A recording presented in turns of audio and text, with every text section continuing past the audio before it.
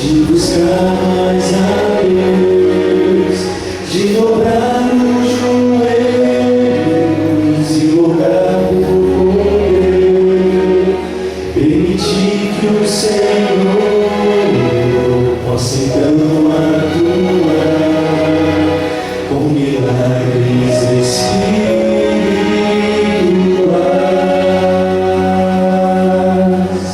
Para ser usado é preciso orar com fervor, suplicando pela libertação dos desejos da carne, dos prazeres do mal, que o batismo consolador.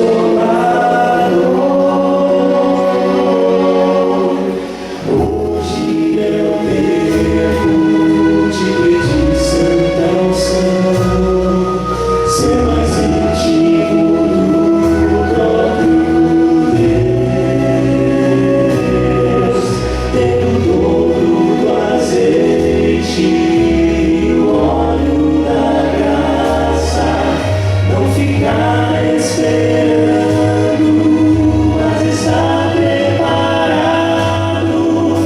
A chuva já cai, temos que nos molhar. Deus que desça, Ele não vai tardar.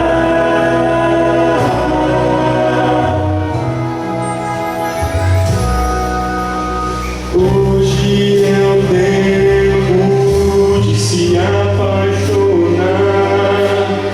por preceitos sagrados, pelas coisas do céu, para ser purificado pelo sangue da cruz, e a esperança então proclamar.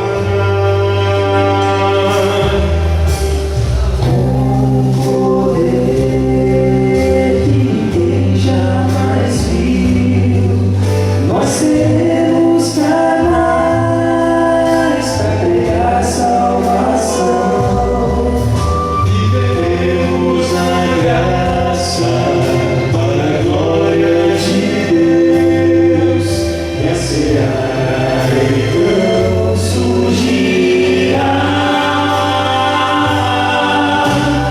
Hoje é o tempo de pedir santa unção, ser mais íntimo do próprio Deus, ter o dobro do azeite e o óleo da graça, não ficar esperando, mas estar preparado.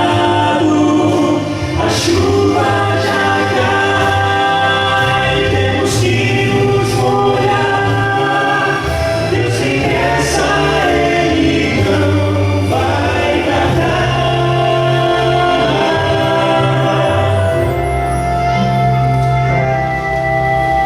Hoje é o tempo de pedir santa unção, ser mais íntimo do próprio Deus, ter o dobro do azeite e o óleo da graça, não ficar esperando, mas estar preparado.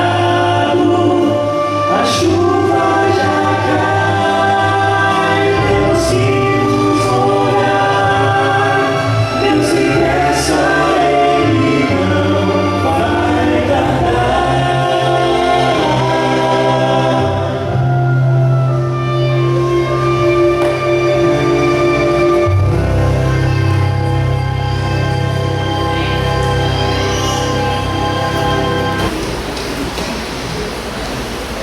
Confesso que eu já queria que chegasse a minha hora aqui também.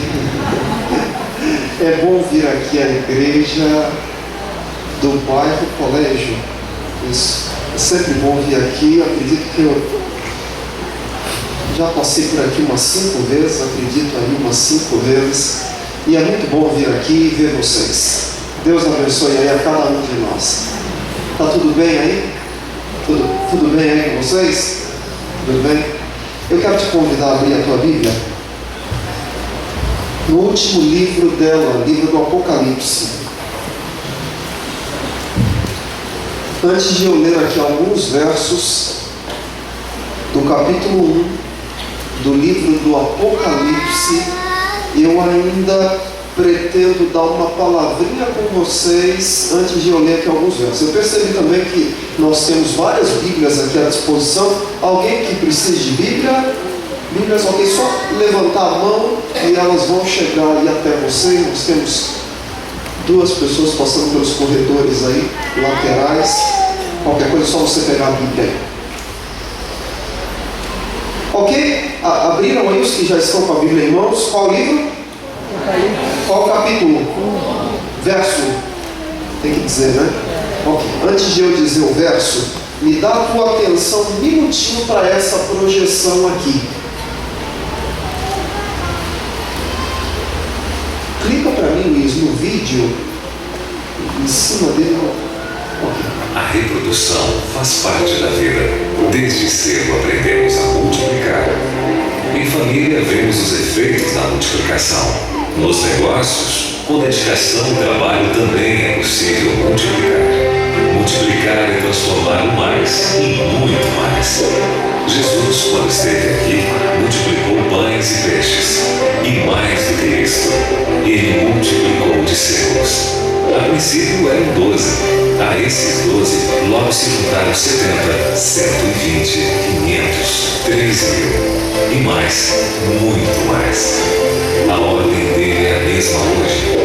Vá, ensine, batize, faça discípulos. E eles farão outros. Discípulos que se multiplicam formam uma igreja saudável. Afinal, queremos uma igreja cheia de membros ou de discípulos? Queremos a porta dos fundos aberta ou fechada? O membro espera pães e peixes. O discípulo é um pescador. O membro apoia-se no pastor. O discípulo ajuda o pastor. O membro espera uma visita. O discípulo é um visitador. O membro quer ir para o céu. O discípulo quer ir e levar pessoas para o céu. Discípulos oram, se relacionam e cumprem a missão com novos discípulos. Tudo isso porque discípulos não apenas somam, discípulos multiplicam. Foi assim que ele fez. É assim que ele quer que façamos. Você já viu essa imagem em algum lugar? A TV Novo Tempo tem veiculado essa imagem, revista adventista, missão escola sabatina. Hoje é uma data importante para a nossa igreja. Nós chamamos a data do dia 29 de agosto de dia da multiplicação dos pequenos grupos. Por que pequenos grupos? Porque nós entendemos que pequenos grupos são chuvas de bênçãos. Nós entendemos que se queremos colher a curto prazo, nós temos que plantar cereais. Se queremos colher a longo prazo, temos que plantar árvores frutíferas. Mas se queremos colher para sempre, nós precisamos multiplicar discípulos. Cremos também que há uma história atrás de cada pessoa. Há uma razão pela qual cada um é como é. Há quem diga que você não pode chamar de irmão uma pessoa que você vê uma vez por semana na porta da igreja. Oi, irmão, tudo bem aqui, irmão? Ele perdeu o pai no meio da semana, você nem sabia? Amigos, nós cremos que pequenos grupos é conhecer o que vai por trás das ações. Nós temos aqui na associação 60 pastores, todos frequentam um pequeno grupo. Nós tivemos uma reunião há pouco tempo, esse é o meu pequeno grupo, nós nos reunimos lá em Campo Grande, e nesse dia, 10 da manhã, eu fiz um pedido de oração para os amigos pastores. Eu tenho uma filha de 8 meses, e ela vem naquele processo de deixar de mamar para começar a comer. E assim, com algumas crianças é muito fácil, com outras não. Com a minha filha tem sido uma luta, ou vinha sendo uma luta. Não come, você põe a comida na boca dela, põe para fora, uma luta, e nesse dia eu pedi oração para esses amigos pela minha filhinha. Quando cheguei em casa, na hora do almoço, eu chego e Vivi, o nome dela é Vivian. A minha esposa disse assim: dá uma olhada do que eu escrevi aqui da Vivizinha hoje de manhã. E ela tinha postado essa imagem. E aí está escrito assim: um viva para bebê que depois de 2 meses e meio comeu pela primeira vez. Amém. Sabe que horas que ela comeu? Na hora que a gente orou. Parece que Deus gosta de responder às orações que são feitas em pequenos grupos. E hoje é a data que nós estamos comemorando pequenos grupos na nossa igreja. Quantos aqui frequentam sistematicamente, aí uma vez por semana, um pequeno grupo? Deixa eu ver as mãos. Temos um grupo. Ok, não é um grupo tão grande, mas temos um grupo. Eu queria desafiar você que ainda não frequenta a conhecer um pouquinho mais pequenos grupos. E está aqui uma palavra de alguém que frequenta pequeno grupo desde 2004.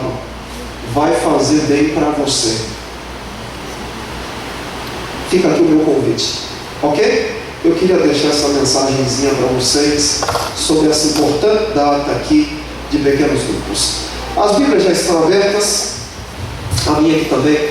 Eu até gostei, Luiz, dessa foto aí, e por mim ela ficaria aí, mas se você quiser tirar, você pode tirar. É bonita a minha filha, não é? O pessoal olha para mim e diz assim: eu não sei como é que você tem participação. Salve algumas traduções, a Bíblia basicamente é dividida em Velho e Novo Testamento. Tem 66 livros, 1189 capítulos, 31.102 versículos, 773.693 palavras, 3.566.480 letras. Maior livro da Bíblia é o livro de Salmos. Menor livro da Bíblia, segunda carta de João. Maior capítulo da Bíblia, 119, Salmo 119. Menor capítulo da Bíblia, Salmo 117. Maior verso da Bíblia, Esther 8:9. Menor verso da Bíblia, Jó 3:2. Verso que se encontra no centro da Bíblia. Acertado. Salmo 118, verso 8. Lá diz assim: é melhor confiar em Deus do que confiar no homem. Literariamente falando, a Bíblia tem 5 subdivisões, literariamente falando. A primeira é a seção histórica. A Bíblia começa com história. Do livro de Gênesis até o livro de Esther, mais o livro de Atos é história. Terminando a seção histórica, nós temos a seção poética, que vai do livro de Jó até o livro de Cantares. Isso é poesia na Bíblia. Passamos por história, poesia, terceira seção literária da Bíblia, profecia, que vai do livro de Isaías até o livro de Malaquias, mais o livro do Apocalipse. E no Novo Testamento nós temos os evangelhos e cartas. Dessas 5 subdivisões, qual é a mais estudada? Histórica, poética, profética, cartas ou evangelhos? As pessoas gostam muito do livro de Salmos. As pessoas gostam dos evangelhos. Mas o que chama a atenção na Bíblia é profecia. Embora aí alguns entendam muito mal, né? Há pouco tempo um desses pregadores aí de rede nacional e rede aberta no Brasil disse assim: eu não sei por que na Bíblia tem o livro do Apocalipse. A gente lê e não entende nada. Qual é a primeira palavra do livro do Apocalipse? A primeira palavra do livro qual é? Revelação de quem? Pode uma revelação de Jesus ser algo ruim? Quando Daniel terminou de escrever o seu livro, que é um livro profético, o anjo disse para ele assim, capítulo 12, verso 9: Daniel, pega o livro e fecha até o tempo do fim. O livro de Daniel foi fechado por um tempo. Mas quando João terminou de escrever o Apocalipse, capítulo 22, verso 10, ele diz assim: não seles as palavras do livro. Irmãos, o livro do Apocalipse é um livro aberto, é um livro para ser estudado, e há uma bênção para quem estuda esse livro. Verso 3 do capítulo 1: bem-aventurado aquele que lê, capítulo 1 do livro do Apocalipse, verso 3. Bem-aventurado aquele que lê, aquele que ouve e aquele que...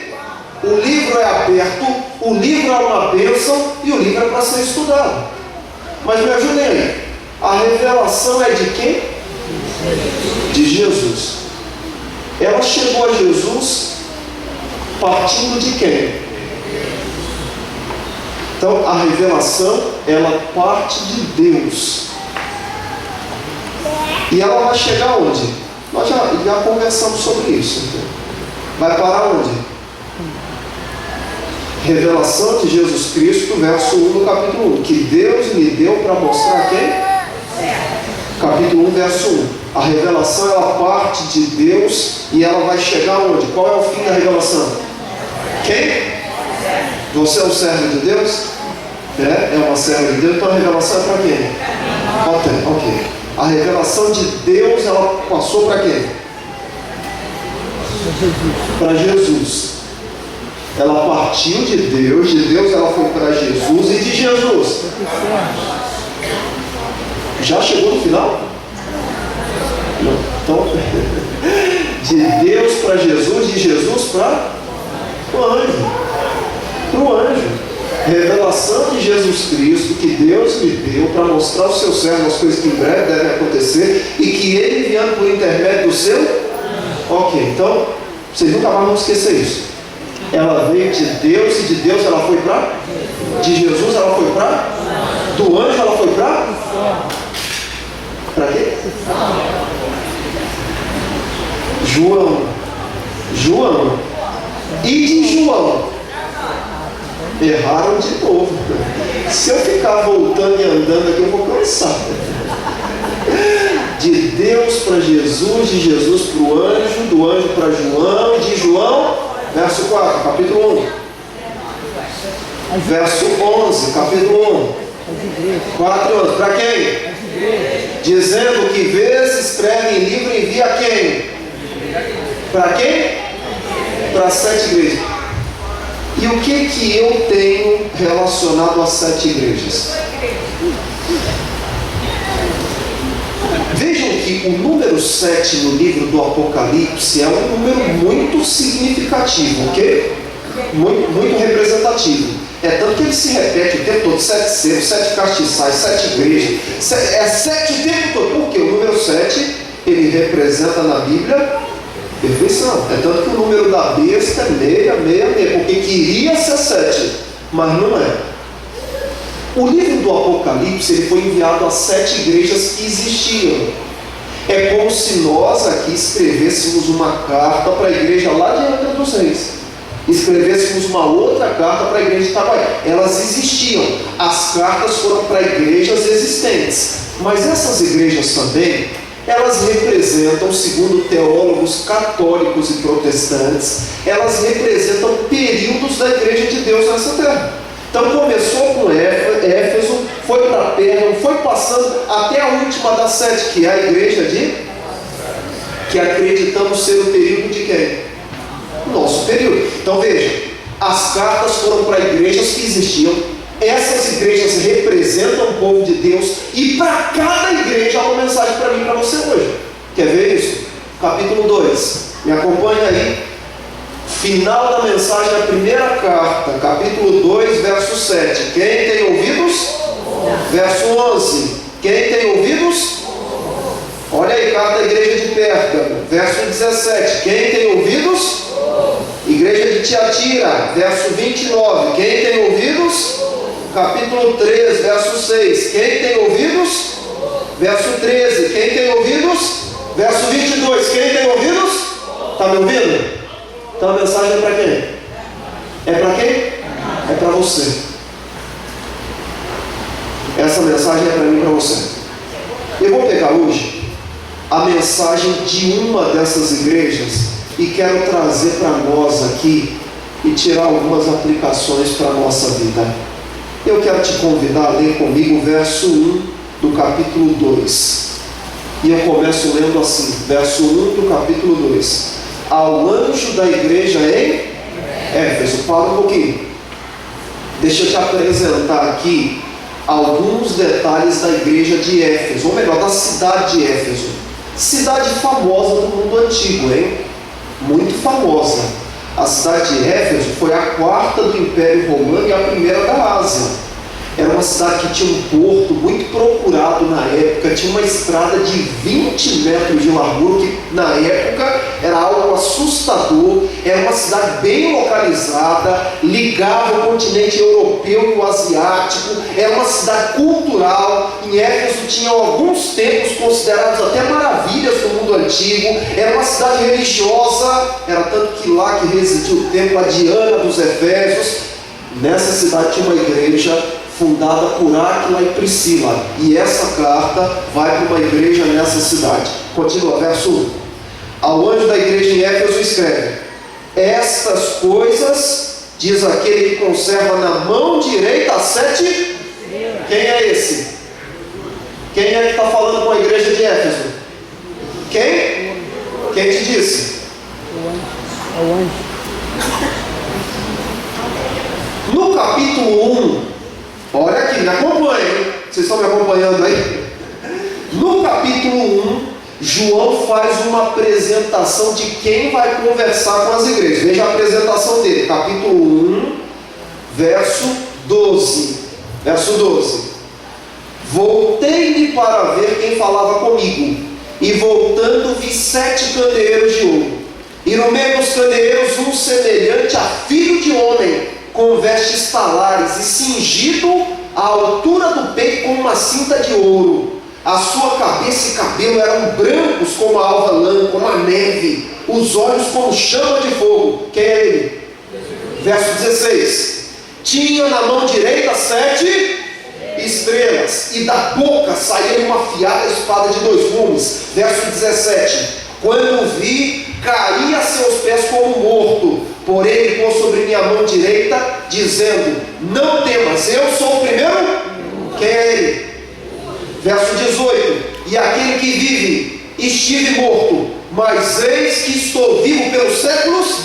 Quem é que está falando? Ok, verso 1 do capítulo 2. Ao anjo da igreja em Éfeso escreve: estas coisas diz aquele que conserva na mão direita as 7 estrelas. Quem é ele? Ok, e que anda no meio dos 7 candeeiros de ouro. O que são esses 7 candeeiros de ouro? Verso 20 do capítulo 1. Verso 20 do capítulo 1. Quanto ao mistério das 7 estrelas que viste na minha mão direita, e aos 7 candeeiros de ouro, as 7 estrelas são os anjos das 7 igrejas, e os 7 candeeiros são as 7 igrejas. Verso 1 do capítulo 2. Ao anjo da igreja em Éfeso escreve: estas coisas diz aquele que conserva na mão direita as 7 estrelas. Quem é ele? E que anda no meio dos 7. Jesus anda por onde? Por onde ele anda? A propósito, ele tem te visto sempre?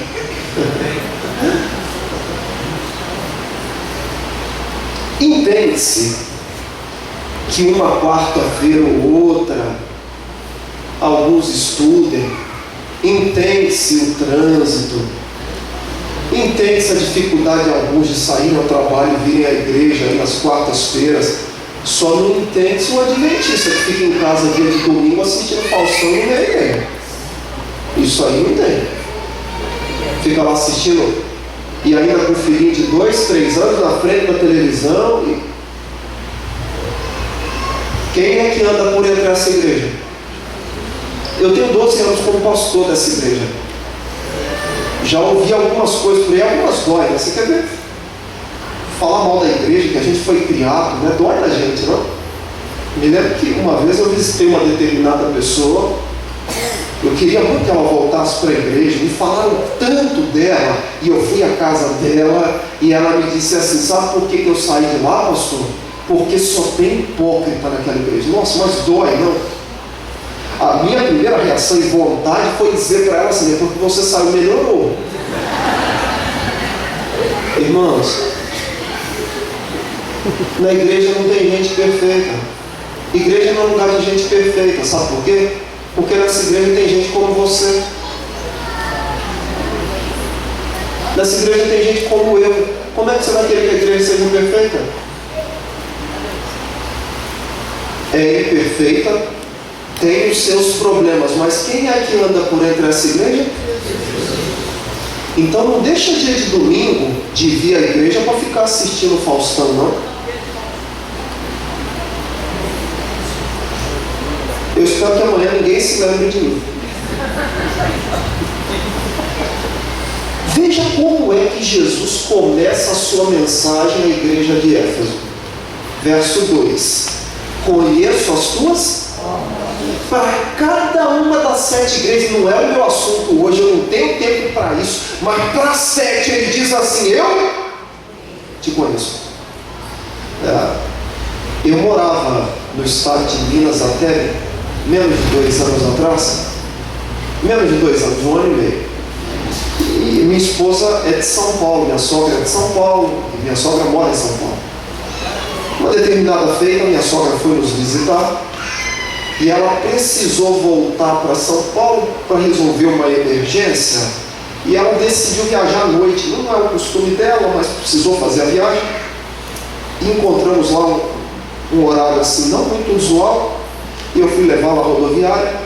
Era assim, um horário bem fora do comum mesmo, mas era o horário que tinha a passagem, e eu fui, levei até a rodoviária, fui até o ônibus, esperei que ela subisse, não por nada, mas esperei que ela subisse no ônibus, e quando ela entrou lá, se assentou, tudo bem, eu voltei. Quando virei numa dos corredores da rodoviária da cidade que eu morava, eu virei o corredor, e sabe quando você assim dá a expressão coloquial é de cara, né? Sabe quando você dá de cara com a pessoa? E eu dei de cara com uma pessoa, estava um pouco longe de mim, era um cristão. Na hora que eu olhei para ele, que ele olhou para mim, o cigarro caiu da boca dele. Caiu e ele pisou em cima, né? Aí cada um tem seu jeito de agir, né? Algumas pessoas, elas fazem conta que nada aconteceu. Meu estilo não é assim. Eu já fui nele na hora e falei: acho que faz mal. Ei, Deus sabe tudo de você. Tudo.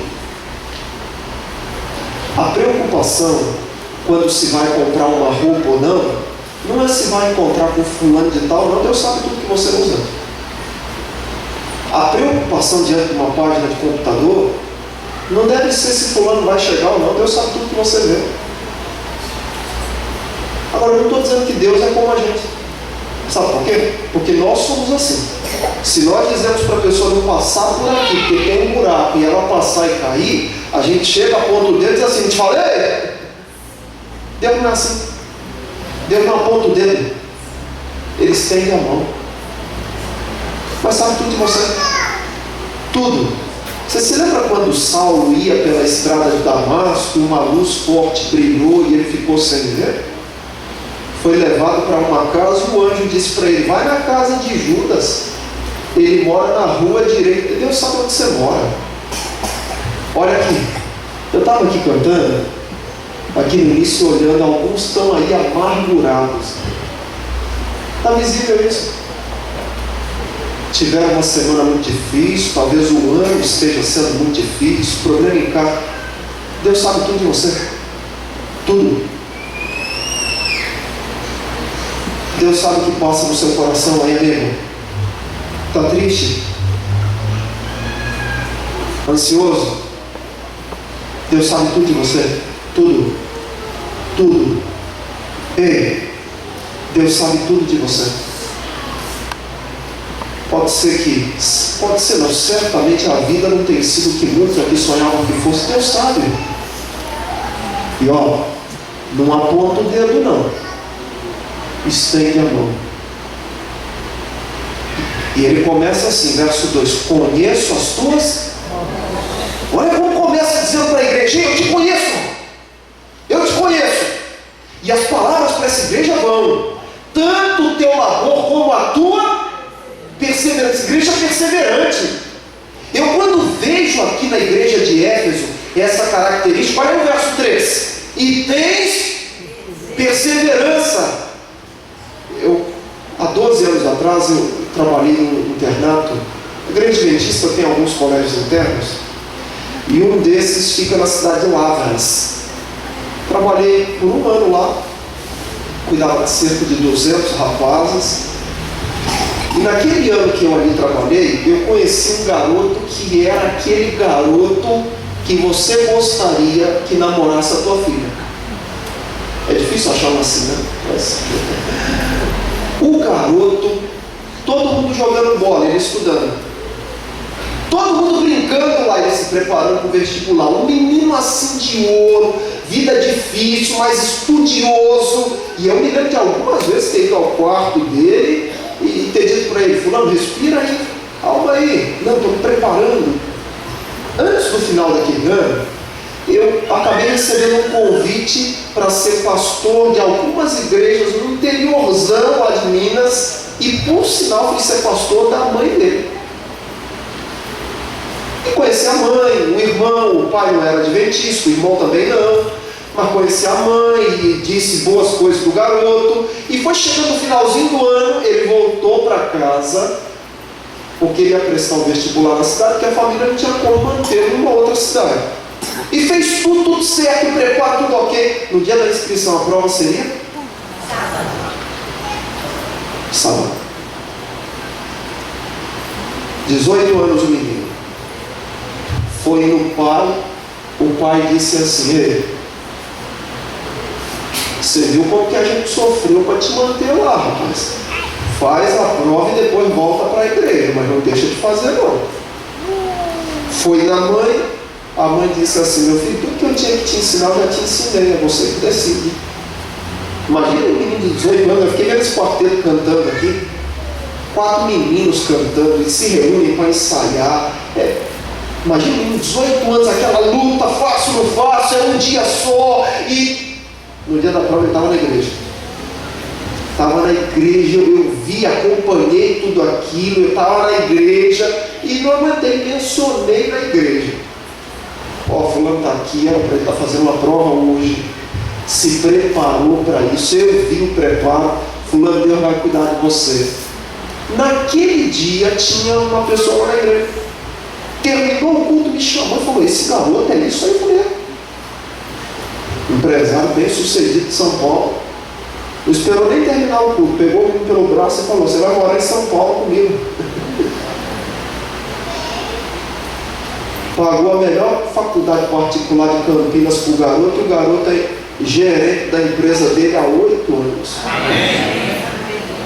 A igreja de Éfeso, perseverança não é quando está tudo bem, não. É quando tudo rema ao contrário. E a igreja era perseverante. Veja Jesus dizendo, verso 2: eu conheço as tuas obras, tanto o teu labor quanto a tua perseverança, e que não pode suportar homens maus. Vocês sabem que uma igreja começa o seu declínio quando ela começa a lidar com o pecado de forma natural, né? Lá em Éfeso, eles não aceitavam qualquer pessoa vir pregar na igreja, não. Quem é? O que faz? O que está ensinando? Eu acompanhei aí há algum tempo um grupo que veio de outro estado pregar em uma das igrejas adventistas aqui da Rio Sul. E chegaram dizendo assim: ó, os pastores estão escondendo a verdade da igreja. A igreja tem que sair para o interior. Engraçado que nenhum deles saiu. Fizeram um grupo, deixar tudo e morar num canto, tá? E eles tudo com a vida boa, tudo. Lá na igreja de Éfeso, eles não aceitavam, não. Quem é? O que prega está de acordo com a palavra? Igreja perseverante, uma igreja fiel. E o verso vai dizendo aí: e puseste a prova os que a si mesmo se dizem aí, segundo o verso, se declaram apóstolos. Quem é e o que faz? E vejam aí o verso 6: tens contudo a teu favor que odeias as obras dos Nicolaitas. Esse Nicolau apareceu na igreja dizendo que o homem podia ter quantas mulheres quisesse. Apareceu lá dizendo que sexo podia ser entre duas pessoas que se gostam de qualquer jeito, irmãos. Sexo, segundo a Bíblia, é entre um homem e uma mulher. Eu vou só repetir isso. Sexo na Bíblia é entre um homem e uma mulher casados. Casados. Quando eu penso em sexo fora do relacionamento entre um homem e uma mulher casada, eu já penso numa menina de 14 anos que é mãe. E o namorado abandonou. Sabe por quê? Porque a estrutura do corpo dela mudou com o filho. Lá na igreja de Éfeso, não. A igreja pregava a palavra, não aceitava qualquer ensino, era perseverante. Que igreja! Mas ela tinha um probleminha. Sabe qual era o probleminha da igreja de Éfeso? Verso 4. Tenho, porém, contra ti. Qual era o problema da igreja? Que abandonaste o teu? A igreja era como uma bexiga, era cheia, mas de vento. Era como aquele rapaz que queria muito namorar aquela moça e ela não queria nada com ele. E a igreja ficou lá, dá uma chance para ele, ela não queria nem saber. E ele ficou lá 6 meses, mandava flores, nada. 1 ano, nada. Um dia ela aceitou conversar com ele. Aceitou conversar, ficaram bons amigos, ela aceitou namorar, o namoro se desenvolveu, ficaram noivos, casaram. 6 meses depois ele estava batendo na esposa em casa. É a igreja de Éfeso. Eu me lembro que eu fui pastor de um garoto há um tempo atrás. Pense numa família pobre. Pobre. Não é humilde não, pobre. E o menino queria estudar, e vamos lá. E o jeito que ele estudar, estudou, fez engenharia, se deu bem. Começou a trabalhar, juntou um dinheirinho, comprou um lote. Comprou um lote. Numa primeira oportunidade ele construiu uma casa, vendeu a casa. Com o dinheiro daquela casa ele comprou 2 lotes, conseguiu ali e resultado, em 5 anos era um dos mais ricos da cidade. Mas não quis saber mais de Deus depois disso. Um dia fui à casa dele, conversamos eu e ele assim, fulano, você se lembra que a gente orou para você ter a vida que você tem? E você pedia para Deus te dar uma condição boa para ser fiel e agora você está largando tudo, rapaz. A igreja de Éfeso era assim, ó, era... Você sabe como é que alguém perde o primeiro amor? Sabe como é? Basicamente é assim, ó. Basicamente, ela começa deixando de orar. Começa o dia, a vida é muito corrida, e aí o menino tem 11 anos e não lembra quando foi que o pai fez uma oração com ele. Está na adolescência lá, os filhos na adolescência, e não lembra o dia que o pai reuniu e falou, vem cá, meus filhos. Colocou a mão na cabeça deles e disse, Senhor, dá sabedoria para os meus filhos. Primeiro, não tem tempo para orar. Aí sabe qual é o segundo ponto? Bíblia. Deixou de orar? A gente lê e não entende. Aí assim, ó, do jeito que chega do culto, deixa a Bíblia e pega para ir no outro culto. É assim, deixa de orar, deixa de ler a Bíblia. Sabe qual é o terceiro passo? Ele começa a ter vergonha de dizer o que crê. Se é um rapaz ou a moça, está lá no trabalho, aí as amigas dizem assim, ei fulana, vai ter um churrasco da turma aqui sábado que vem, vamos? Ela diz assim, não, estou muito cansada. Daí a pouco outro churrasco, almoço lá do trabalho, fulana, vamos? E ela diz assim, gente, eu estou sem condução. O pessoal diz, mas a gente pega. Ela diz, não vai dar. Começa a ter vergonha de dizer que é cristão. Deixa de orar, deixa de ler a Bíblia. No bairro ninguém sabe qual é a sua fé. Os amigos de escola não sabem o que crê. Amigos de trabalho não sabem o que crê. Aí sabe qual é o quarto passo? Começa a deixar de ver a igreja. É o pai que chega no culto 10h30 da manhã e acha que o filho vai ser fiel a Deus depois. Já viu? Enquanto ele não tinha o trabalho, ele vinha todo culto de oração para pedir o trabalho. Agora ele está muito cansado. E aí sábado ele chega 10h30, 11 horas, olha quem vai pregar, sai para tomar uma água. Sabe qual é o quinto passo? Começa a olhar para a vida dos outros. Vem à igreja, não sabe nada que foi lido e cantado, mas sabe a roupa de todo mundo. E aí sabe o que acontece? Um dia, ele vem, senta no banco lá dele, e tem duas pessoas decidindo que vão cantar. Vamos cantar essa música? Eu sei, tá essa. E uma dá um sorriso para a outra. Ele olha e diz assim: estão rindo de mim. E sai da igreja. E passa a vida toda dizendo que a igreja é de hipócrita. Aí arruma outra mulher. É homem casado, arruma outra. A culpa é da igreja. Começa a beber, a culpa é da igreja.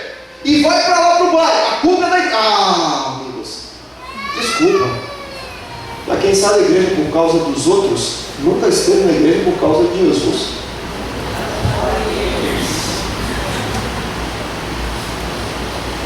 A propósito, como é que está o teu amor aí por Jesus? A chama está... Como é que está?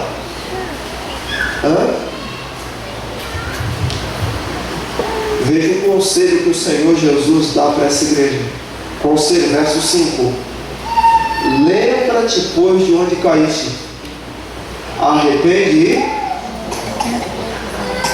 Deixa eu mudar a pergunta. Você pegou a tua Bíblia hoje no lugar que você deixou ontem?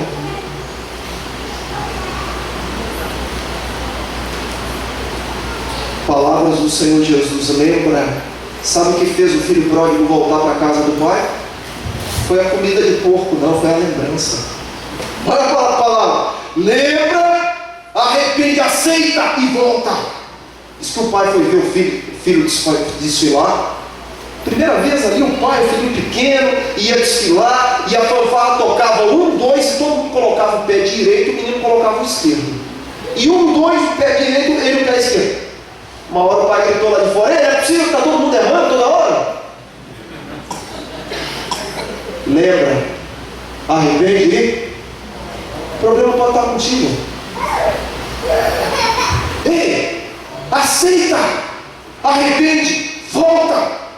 Lembra como era quando você conheceu? Tua Bíblia era desse tamanho aqui, ó. Ia para a igreja assim, ó. Chegava, sentava no banco da igreja, não queria saber quem ia pregar. Sabia tudo que era dito. Lembra como era? Estava na igreja esperando o culto e terminava, estava lá, lição de escola sabatina. Lembra? Arrepende e... A poesia diz do que nada do que foi vai ser do mesmo jeito, né? O convite do Senhor Jesus é: lembra, arrepende e... Como é que está o amor aí? Como é que está?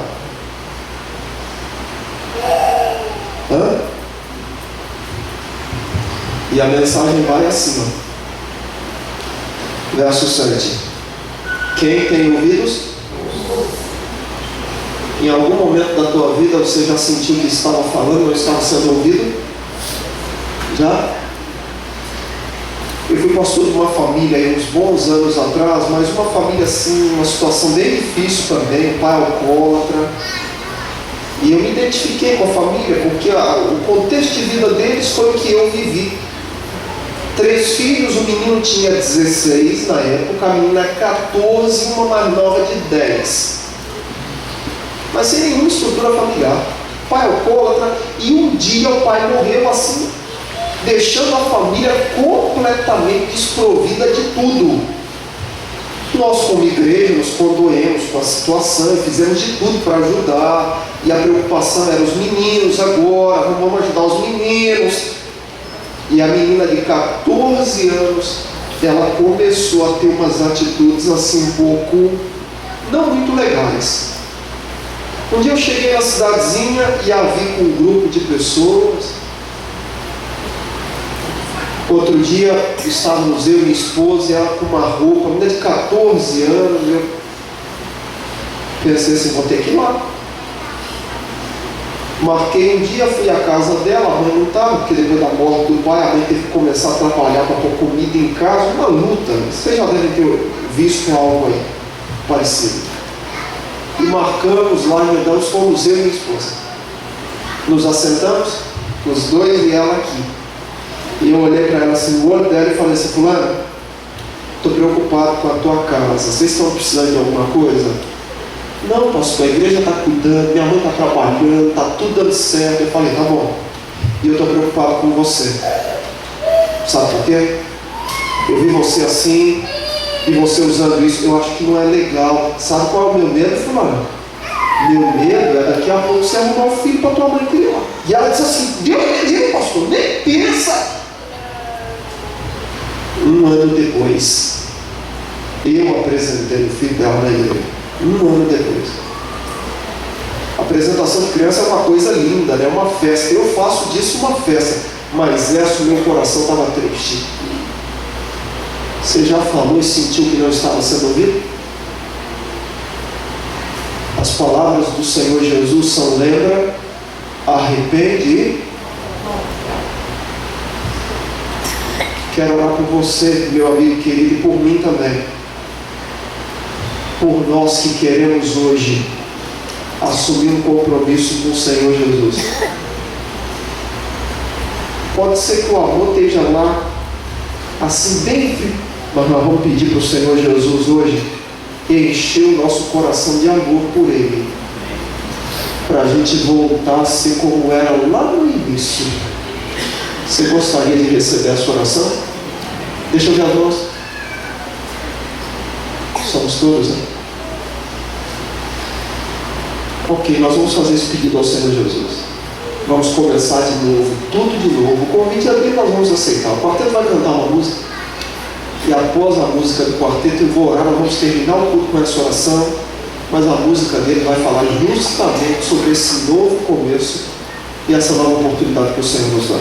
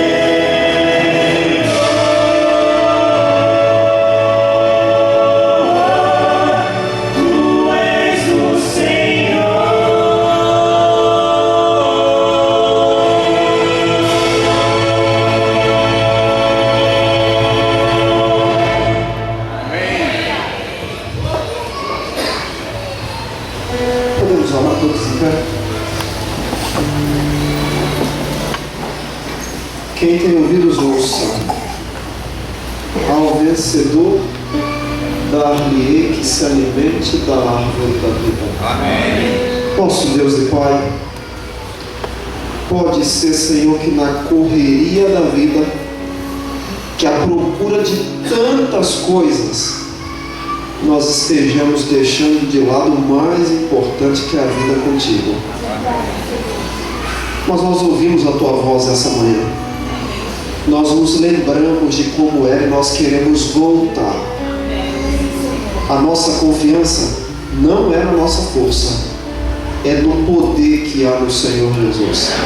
Entregamos a nossa vontade e confiamos na tua força, certos que tudo vai ser diferente pela tua graça. Amém. Oramos no nome de Jesus. Amém.